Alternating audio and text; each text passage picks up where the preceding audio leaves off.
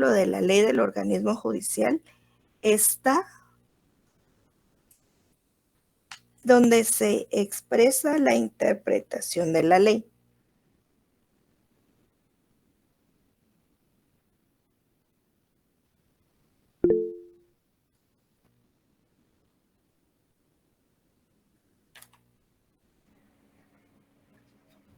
Artículo 10, Negra. Excelente, excelente. Muy bien, el artículo 10 nos habla de la interpretación de la ley. ¿Me puedes hacer favor de leerme el artículo 10? Muy bien, Negra. Artículo 10. Las normas se interpretarán conforme a su texto, según el sentido propio de sus palabras, a su contexto y de acuerdo a las disposiciones constitucionales. Cuando una ley es clara, no se desatenderá su tenor literal, con el pretexto de consultar su espíritu. El conjunto de una ley servirá para ilustrar el contenido de cada una de las partes, pero los pasajes de la misma se podrán aclarar tendiendo al orden siguiente. A, inciso A la finalidad y al espíritu de la misma. B, a la historia fidedigna de su institución. C, a las disposiciones de otras leyes sobre casos o situaciones análogas. D, al modo que parezca más conforme a la equidad y a los principios generales del derecho. Gracias, muy amable. Entonces aquí nos está hablando, ¿verdad? El artículo 10 nos dice en 2 líneas. Las normas se interpretarán conforme a su texto, según el sentido propio de sus palabras, a su contexto y de acuerdo a las disposiciones constitucionales, ¿verdad? Por eso hablamos de una interpretación constitucional. Cuando hablamos de una interpretación, nosotros nos vamos a referir a ese arte que se tiene, ¿verdad?, de aplicar los principios constitucionales, los principios que formula la hermenéutica. Y ustedes se preguntarán qué es la hermenéutica. Pues es esa técnica o esta metodología que se tiene para la interpretación jurídica, ¿sí? Si estamos hablando de una interpretación constitucional, nos vamos a referir a esa técnica, a esa metodología de interpretar lo que nos quiere decir la Constitución y sus leyes, ¿verdad? Las leyes emanadas de la propia Constitución. Entonces, hablando de esa interpretación, aparte de que es un arte, ¿verdad?, que se tiene para aplicar los principios constitucionales, también podemos decir que es una interpretación, una actividad intelectual encaminada a determinar el significado de una norma jurídica, ¿sí? En este caso, como se los mencioné, una norma constitucional. Nosotros, cuando ustedes vayan a ser abogados, a nosotros nos consideran juristas, ¿verdad? Porque nosotros podemos interpretación a la ley. Eso sí, cuando interpretemos la ley, no tenemos que perder el sentido de lo que nos establece la norma. Porque si la norma, el artículo nos está diciendo que hablemos de la libertad y la igualdad, nosotros vamos a hablar de otro tema, ahí le vamos a perder el sentido. ¿Qué le hace nudo a la bolsa? Perdón, ¿quién me quiere preguntar algo?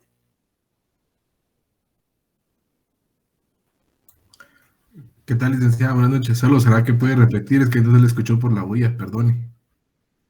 Bueno, por favor, todos tengamos el micrófono apagado para no interrumpir la clase porque no hay tiempo para estar repitiendo lo mismo que estoy diciendo y por respeto a sus compañeros, por favor.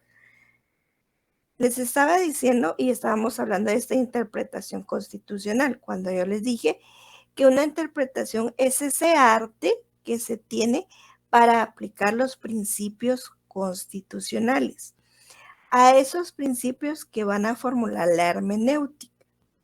¿Y qué es una hermenéutica? Es una técnica o una metodología que se tiene para interpretar. En este caso, para la interpretación jurídica, expresamente para lo constitucional. También podemos decir que la interpretación es una actividad intelectual que se tiene para dar un significado a una norma. Y esta norma va a ser una norma jurídica constitucional, porque estamos hablando de la interpretación constitucional.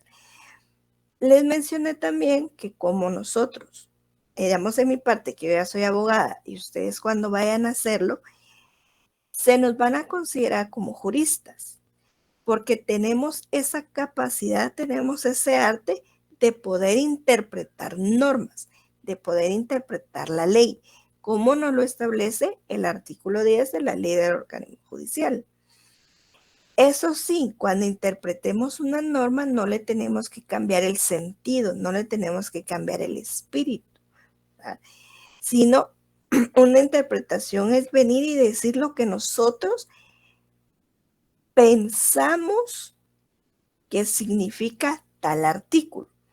Cuando nosotros estamos en una audiencia de la rama que sea penal, laboral, civil, de lo contencioso administrativo, en la rama que sea, y nosotros tenemos que dar nuestros argumentos al juez o a los magistrados, vamos a fundamentarnos. ¿Por qué? Porque esa argumentación, ese diálogo que se tiene con el juez, con las partes, es el fundamento de las leyes.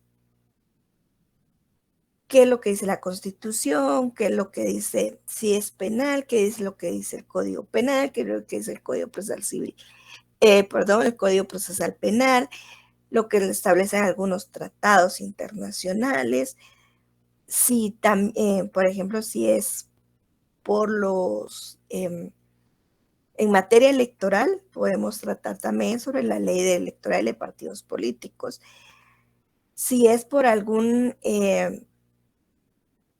falta o algo que se hable o que establezca o que regule la ley del orden público. Hablemos en los estados de emergencia, ¿verdad? Si se tenía el estado de sitio, por ejemplo, o si se tenía el toque de queda y se dijo que todas las personas tenían que estar resguardadas dentro de su casa a las 6 de la tarde y ya no podían salir, a excepción de ciertas, de los bomberos, o de la PNC, de los abogados. Y hay personas que no respetaron, ¿verdad? Y se los llevan detenidos porque no respetaron el toque de queda. Entonces nos venimos y cuando nos toque la audiencia, nosotros vamos a tener que argumentar y tenemos que interpretar lo que nos quieren decir los artículos aplicados a ese caso, ¿sí? Pero como eso es hablando en forma general, pero hablando de la interpretación constitucional, es ese sentido que se le va a dar a esas normas jurídicas constitucionales. También podemos definir como interpretación constitucional la labor adelantada por autoridad competente de averiguar o desentrañar el sentido de las reglas plasmadas en el texto de la Constitución política de un Estado para cotejarlas con otras normas del derecho positivo interno. tomando en cuenta la realidad sobre la cual han de aplicarse con el objeto de hacer prevalecer aquellas como resultado del principio de la supremacía constitucional. ¿Verdad? Entonces, una interpretación constitucional es esa interpretación, es esa arte, es esa actividad intelectual que se tiene para determinar el significado de una norma jurídica. En este caso, una norma constitucional. Continuemos. Conforme a la interpretación, nosotros vamos a encontrar cierta clasificación. La vamos a encontrar por auténtica o vía de autoridad. Esta, cuando dice que es por vía de la autoridad, va a provenir del órgano supremo que es la Corte de Constitucionalidad. Entonces, ¿cómo así? ¿Cómo la Corte de Constitucionalidad? Por eso decimos que es auténtica o por vía de autoridad. Porque como la Corte de Constitucionalidad es el tribunal máximo en materia constitucional. Sin a nosotros una norma, un artículo, no es claro, o para nosotros no es claro, para alguna autoridad no es claro lo que quiere decir el artículo o los artículos, podemos venir o pueden venir las autoridades y solicitarle un informe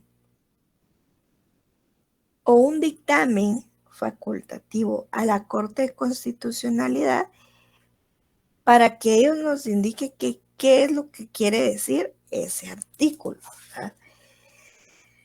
Entonces ya viene la Corte de Constitucionalidad y nos va a decir lo que la norma constitucional nos quiso decir, ¿verdad? Miremos, por ejemplo, les voy a decir.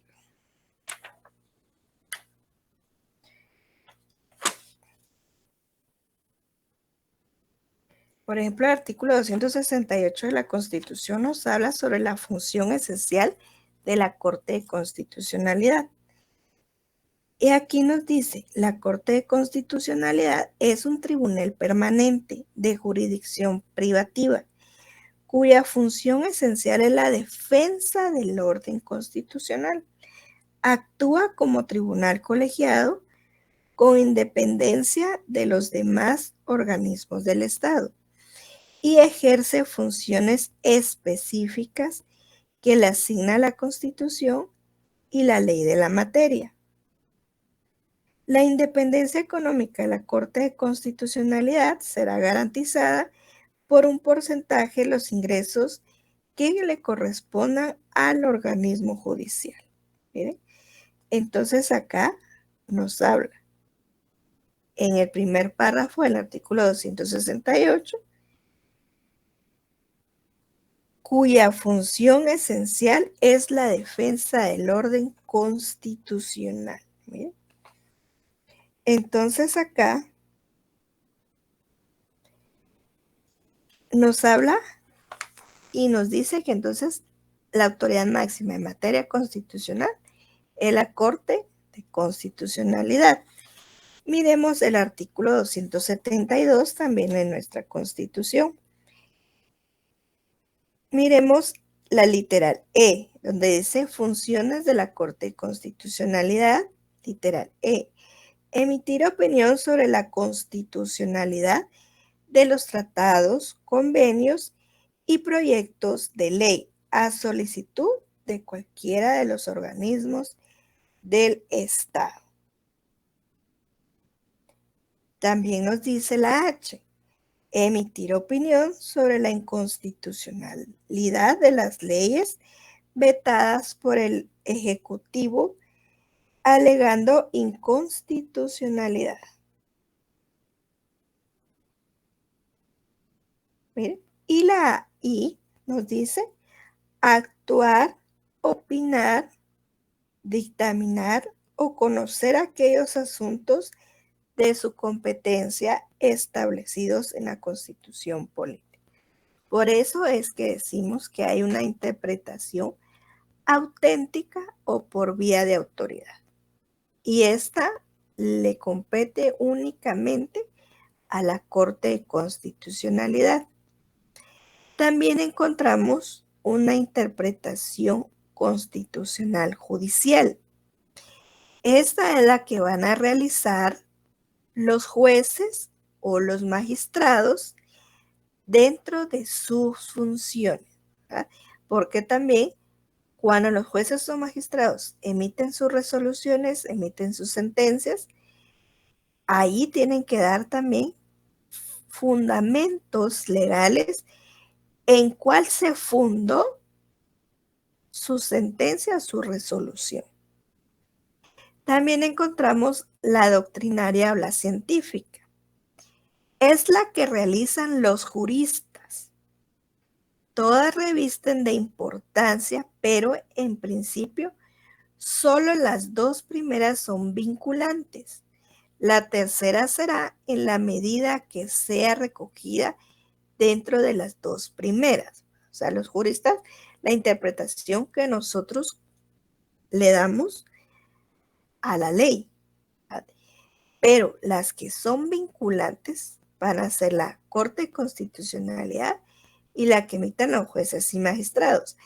Acuérdense que ustedes dirán, ¿por qué? Porque para que haya jurisprudencia ya sabemos que tiene que haber fallos contestes, tanto por la Corte de Constitucionalidad como por la Corte Suprema de Justicia, ¿verdad? Entonces, estas dos van a ser vinculantes. ¿Por qué? Porque al emitirse esos fallos, ya se vuelve una doctrina legal. Ya se vuelve entonces un fundamento para nosotros que cuando emitimos nuestros alegatos nos podemos basar también en la doctrina jurídica que emitió estas cortes, ¿verdad? Entonces, así ya le podemos dar un mejor sentido a lo que establecen las normas. Y la interpretación literal o gramatical es la que consiste en asignar las palabras empleadas en las normas constitucionales, el significado exacto que dichos vocablos tienen en el lenguaje ordinario, conforme a las definiciones que de ellas se den en los diccionarios más reputados, ¿verdad? O sea, en los diccionarios jurídicos. El que más utilizado es el diccionario de Cabanelas, ¿verdad? Guillermo Cabanelas. Entonces, esta interpretación literal gramatical es decir exactamente así, con todas las palabras que dice el artículo, exactamente, ¿verdad? Sin cambiarle ni una sola palabra, sino es decir, lo que dice el artículo. Esa es la interpretación literal o gramática. Entonces, estas son las clasificaciones que se tienen para poder dar una interpretación constitucional. La auténtica por vía de autoridad, la judicial, la doctrinaria y científica y la interpretación literal o gramática. Ahora miremos conforme a los antecedentes, referencias o indicadores. Aquí están las históricas. Estos van a indagar los antecedentes o raíces históricas de la norma constitucional para desentrañar su espíritu. La política, que esta va a hacer un énfasis en los valores o sentidos políticos de la Constitución. Va a ser específicamente en su régimen político y el modelo de Estado. La evolutiva, esta va a tener una interpretación que se actualice atendiendo las circunstancias de la sociedad. Acuérdense que la sociedad es bastante cambiante. Hoy estamos de esta forma y ya mañana puede ser que estemos de otra. Y la teológica o finalista, Esta se va a inspirar en el fin de perseguir o es perseguido por la norma constitucional.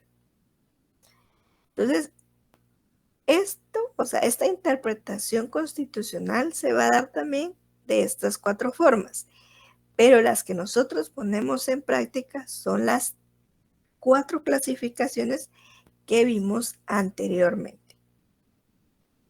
Miremos la evolución histórica y el Instituto de la Reforma Constitucional. ¿A qué le podemos llamar o cuál es la razón de esa reforma?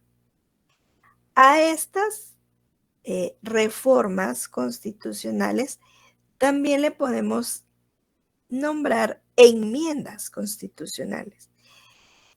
Y esas enmiendas constitucionales van a ser la adaptación pacífica del orden constitucional a los cambiantes sociales y políticos, para evitar el tener que acudir a la ilegalidad, a la fuerza o a la revolución.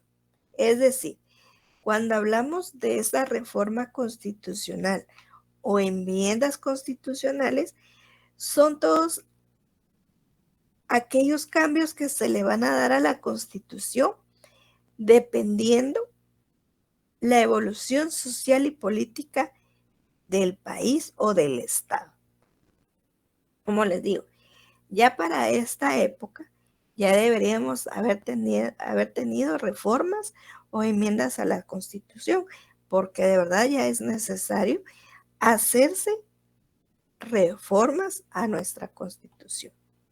Entonces, ¿cuál es la razón de la reforma? Es esa adaptación pacífica del orden constitucional a los cambiantes sociales y políticos que se tienen. ¿Para qué? Para evitar la ilegalidad, a la fuerza o a la revolución. ¿Por qué? Porque si no se logra cambiar o reformar ciertos artículos de la Constitución, un día va a llegar a que ya no se va a respetar la Constitución, se van a dar las revoluciones o se va a dar el cambio a la fuerza. Y lo que menos queremos es que retrotraigamos nuestro país, ¿verdad? Entonces, por eso se da estas reformas y por eso nuestra propia Constitución nos da la pauta para poder hacer las reformas a la Constitución. Continuemos. Iniciativa para proponer reformas. Eso es lo que estábamos viendo, ¿se acuerdan? Las clases pasadas, ¿verdad? Nuestra Constitución nos establece quiénes pueden tener iniciativa para cambiar la Constitución. ¿Y quién me puede decir quién tiene iniciativa para reformar la Constitución y en qué artículo la encontramos?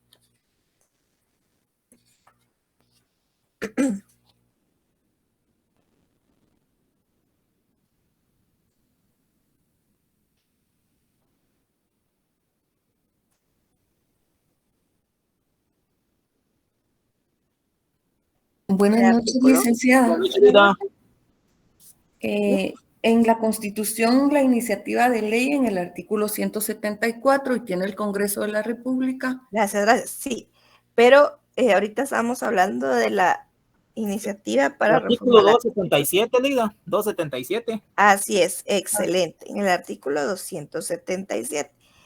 Permíteme ahí y ahorita te voy a pedir que lo leas, pero dame un momentito. Vamos a ver que en esas iniciativas para poder reformar la Constitución, vamos a encontrarlo en 2 formas: la restringida, la compartida o popular. Miremos primero esta iniciativa restringida. Tenemos iniciativa restringida o se tiene iniciativa restringida cuando es absoluta del gobierno, cuando solo el gobierno tiene esa exclusividad para hacer esas iniciativas.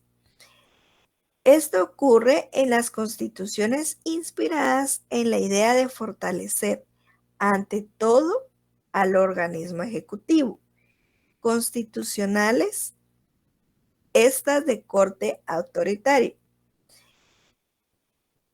Un ejemplo de ellos fue la Constitución de 1852, que fue la Constitución francesa, en la cual la iniciativa se le daba al Senado nombrado por el jefe del Estado.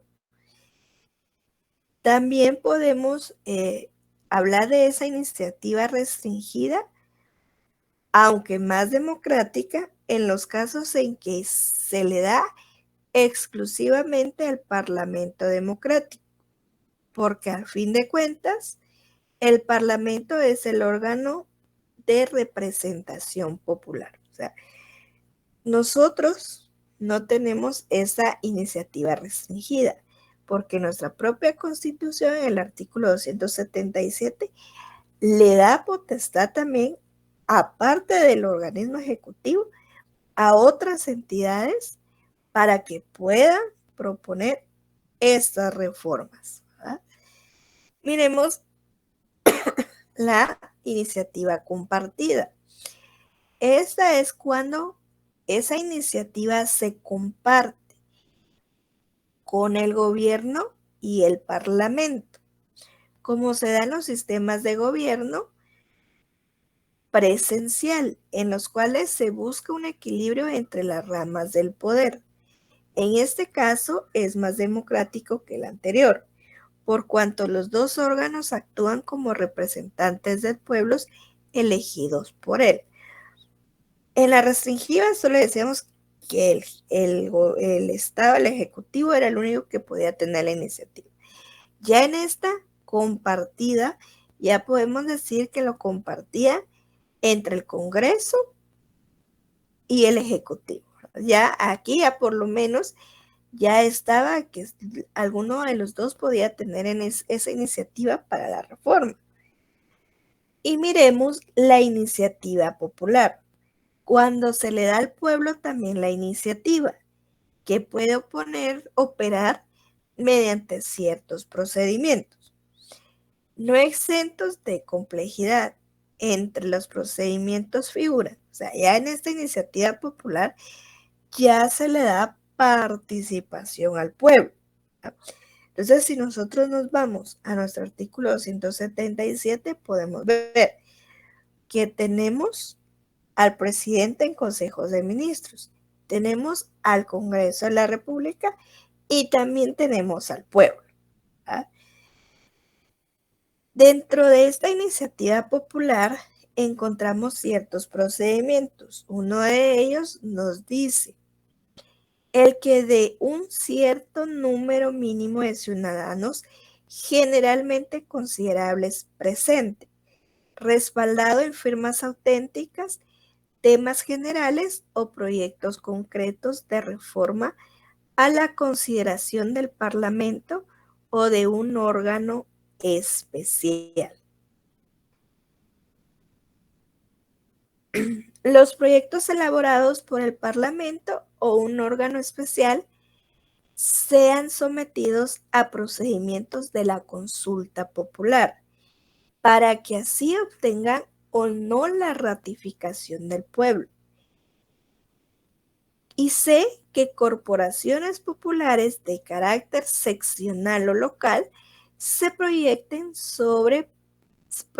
pronuncien sobre proyectos de reforma, bien sean para aprobarlos directamente o para someterlos a la consideración del Parlamento o de un órgano especial.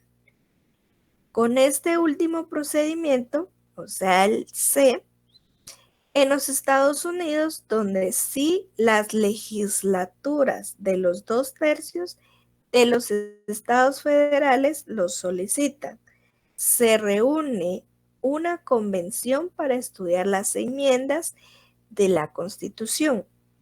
El procedimiento de la iniciativa popular ha sido muy utilizado en países de alto nivel de organización y desarrollo como Suiza. Si se dan cuenta, entonces nosotros también acá, cuando dice, en este último procedimiento existe en Estados Unidos, donde si las legislaturas de los 2/3 de los estados federales lo solicitan, se reúnen una convención para estudiar las enmiendas de la Constitución. Nosotros también tenemos acá, ¿verdad?, que cualquiera de estos 4 personajes que tienen iniciativa para reformar la Constitución lo solicita, se crea una Asamblea Nacional Constituyente. Acá en Estados Unidos nos dice que es una convención. Nosotros acá en Guatemala es una Asamblea Nacional Constituyente, la que se forma para poder examinar, estudiar esos artículos que están proponiendo reformarse. Los redactan bien, esta asamblea lo redacta bien y ya lo pone en conocimiento del pueblo para que se diga sí o no, ¿verdad?, a esas reformas. Ahora sí, miremos, según el título 7, Reformas a la Constitución, capítulo único, Reformas a la Constitución, en su artículo 277. Ahora sí me haces favor de leerlo. Bueno, Leida, artículo 277, iniciativa. Tiene iniciativa para promover reformas a la Constitución, inciso A, el presidente de la República en Consejo de Ministros, 10 o más diputados al Congreso de la República, la Corte de Constitucionalidad y el pueblo mediante petición dirigida al Congreso de la República por lo menos de 5,000 ciudadanos debidamente empadronados por el registro de ciudadanos. En cualquiera de los casos anteriores, el Congreso de la República debe ocuparse sin demora alguno del asunto planteado.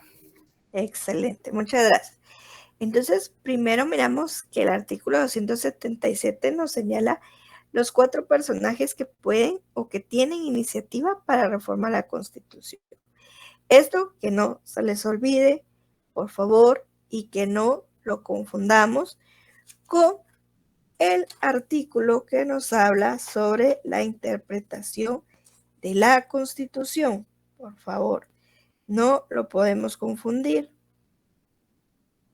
Que no se les olvide, ¿verdad?, que el artículo 177 es el que nos habla de las reformas a la Constitución. El artículo 174 nos habla de quienes tienen iniciativa de ley, o sea, quién tiene iniciativa para crearse una ley, pero eso es distinto a quién tiene iniciativa para reformar la Constitución.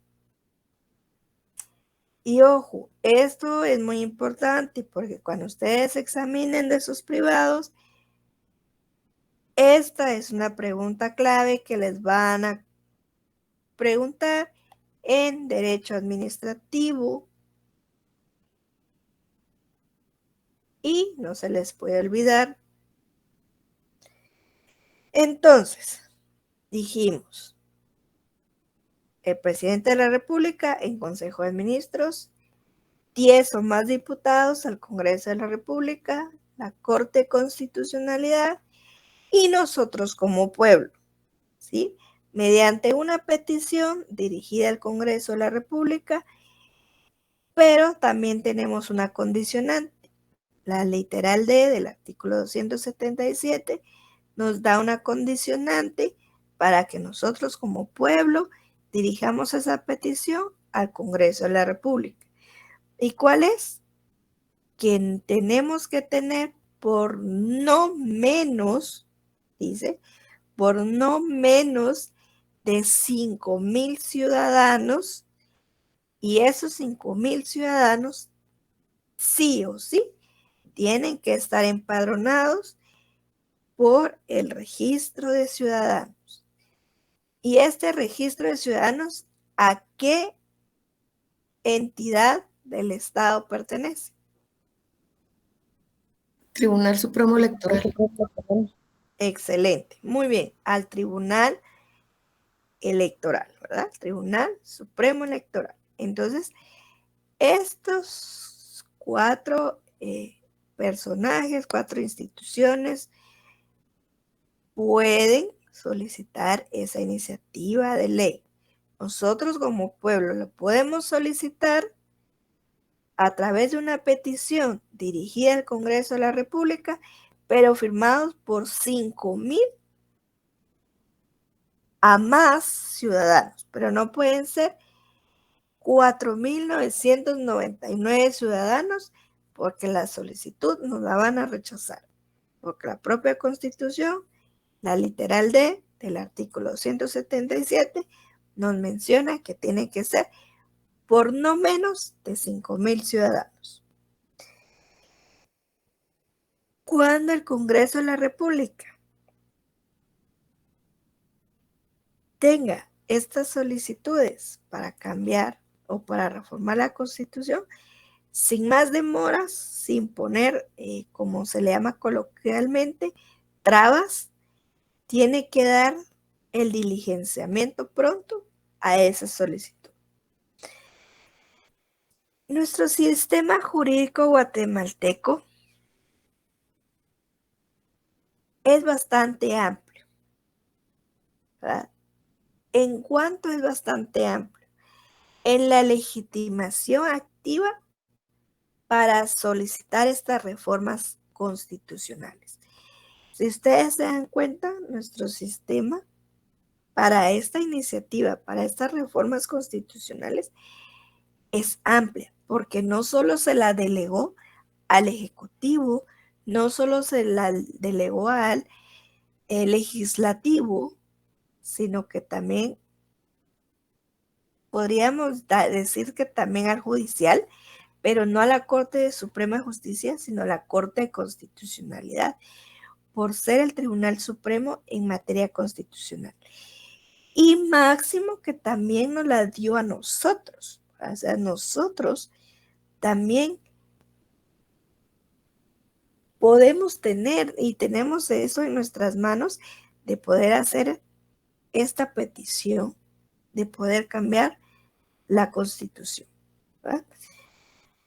Por eso es que nuestro sistema jurídico guatemalteco es amplio, porque esa facultad se la dio a varias instituciones, a varias personas, ¿verdad?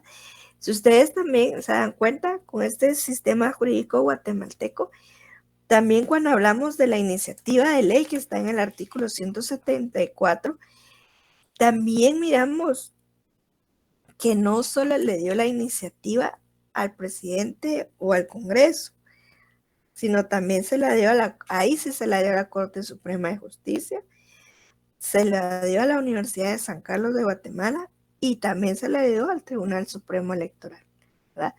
Ellos también tienen esa iniciativa para crear la ley. O sea, quieren iniciativa, no estoy diciendo que ellos tienen la facultad para poder formar y sancionar una ley, o sea, para crearla, sino para tener esa iniciativa, ¿verdad? Entonces, por eso es que nuestro sistema jurídico guatemalteco es bastante amplio, porque la potestad se la da a varias instituciones. No todos los sistemas constitucionales confieren acción a un grupo de población para que soliciten reformas a la Constitución, como ya lo vimos en la restringida, ¿verdad? Que esta sí solo se la dio al Ejecutivo, sino a nosotros nos la da nuestro sistema, nos la dan un sentido muy amplio. El hecho de que en Guatemala sí se acepte la eficacia de un sistema, ya que el pueblo puede perfectamente reformar la Constitución ejerciendo la iniciativa que posee. Además del Congreso de la República y el presidente tienen también legitimación, así como la Corte de Constitucionalidad. Miremos el procedimiento para reformar la Constitución. Esta reforma podemos encontrarla desarrollada en dos sistemas. ¿Y cuáles son esos sistemas? Primero es el procedimiento por órganos especiales, diferentes a los legislativos ordinarios. Es decir, el primer procedimiento, órganos especiales. ¿Cuáles son? El de una asamblea constituyente o convención. Estas van a estar previstas en algunos estados miembros norteamericanos para las reformas totales. El de una asamblea nacional formada por dos cámaras parlamentarias reunidas conjuntamente. Este procedimiento podemos hablar el del modelo francés de 1875. También encontramos un tercero del condicionamiento de toda reforma a un referéndum obligatorio. Un ejemplo de ellos es Suiza, los Estados miembros norteamericanos. Y otro, el de la intervención de los Estados miembros particulares, cuando se trate de una reforma constitucional federal para salvaguardar de distinta soberanía. Y el siguiente, cuando dijimos que había dos procedimientos, ¿verdad? El primero, por órganos especiales. Estos órganos especiales se subdividen en estos 4. Y el segundo procedimiento, el procedimiento agravado, seguidos por los órganos legislativos. Estos procedimientos suelen asumir varias formas. Entre ellas podemos encontrar la mayoría calificada, la Constitución de Alemania de 1919, la doble aprobación, distancia temporal. Esto con frecuencia acogida en los Estados miembros norteamericanos para las reformas parciales. La aprobación repetida en la legislación sucesiva y después de las elecciones que adquieren al respecto significado de referéndum. Y la otra, la integración de un referéndum facultativo, es decir, de una aprobación, ¿verdad? Un referéndum es como una aprobación que se da. Estos son entonces dos procedimientos que se siguen para esas reformas constitucionales. Si se dan cuenta, aquí no hablamos específicamente de nuestros procedimientos, sino estamos hablando cómo se han dado en forma general. Rasgos comunes en los distintos procedimientos. El procedimiento para reformar una constitución debería ser similar al que se siguió para establecerla. Pero siempre existen otros procedimientos, ¿verdad? Procedimientos distintos según los órganos jurídicos. Estos órganos jurídicos es dependiendo de sus estados, ¿verdad? Cómo cada estado tenga su ordenamiento jurídico. Dentro de ellos vamos a señalar algunos. Iniciativa es la decisión de emprender esa reforma o la declaración de ser de ellas. El derecho comparado corresponde a las cámaras legislativas o a las cámaras y al Poder Ejecutivo, cuando esto es colegislador y a veces le va a corresponder al pueblo una reforma.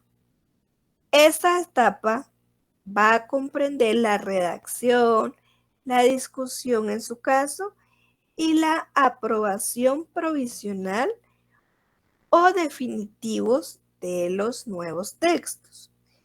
A esta reforma le va a corresponder la mayor parte de las veces a la Cámara Legislativa, con o sin intervención del Poder Ejecutivo, con menos frecuencia a un órgano representativo especial.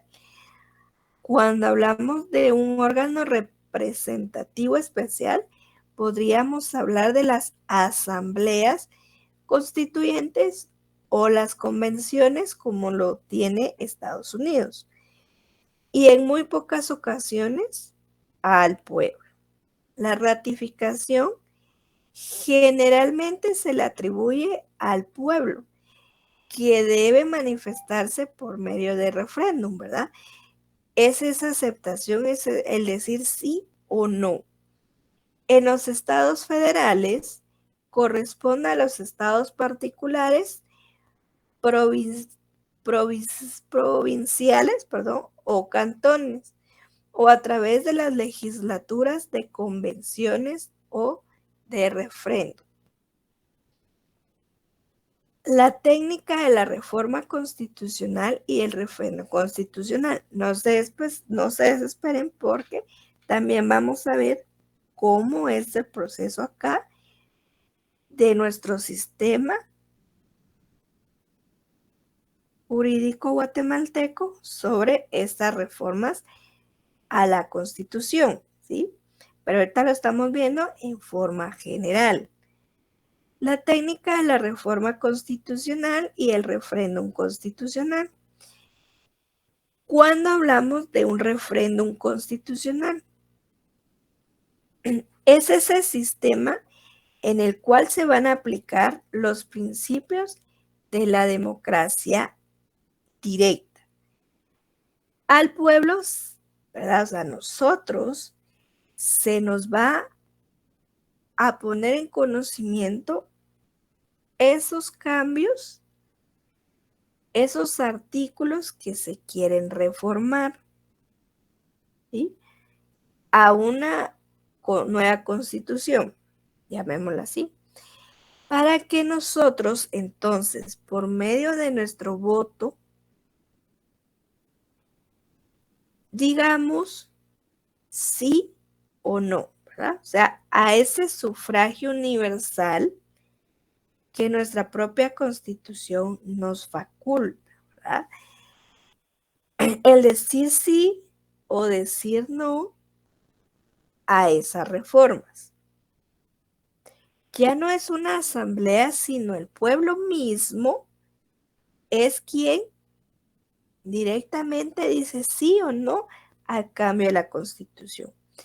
El sistema puede tener modalidades como una asamblea constituyente. Elabora y aprueba un texto constitucional que luego debe ser sometido a la ratificación popular mediante referéndum. Se aplica en este caso el procedimiento de la democracia semidirecta. Otro, el gobierno elabora un texto que propone a la consideración del pueblo mediante la vía ad referendum, caso en el que el pueblo ejerce directamente el poder constituyente. Este sistema fue adoptado en 1946 por Francia, por la adopción de su constitución. Ahora sí, miren, hablamos de la reforma constitucional en Guatemala. Ya vimos cómo se da esta reforma constitucional en forma general en otros países. Ahora miremos el propio. Como lo vimos, ¿verdad?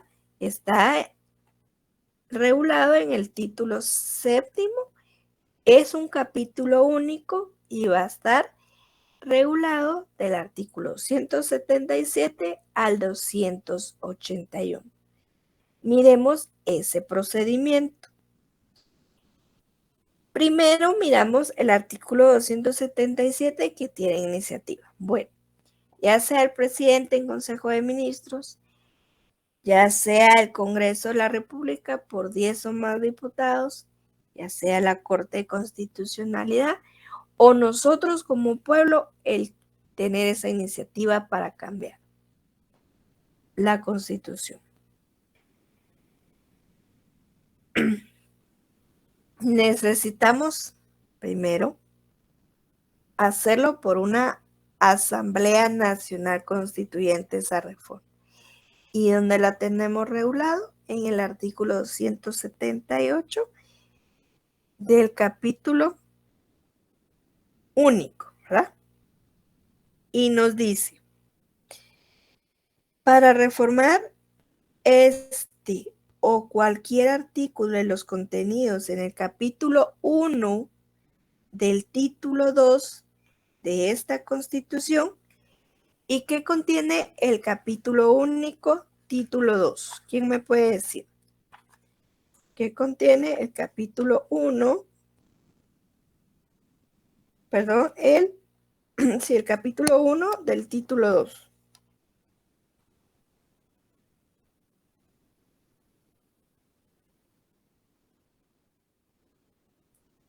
Pues nos contiene los derechos humanos, capítulo único, derechos individuales. Dice,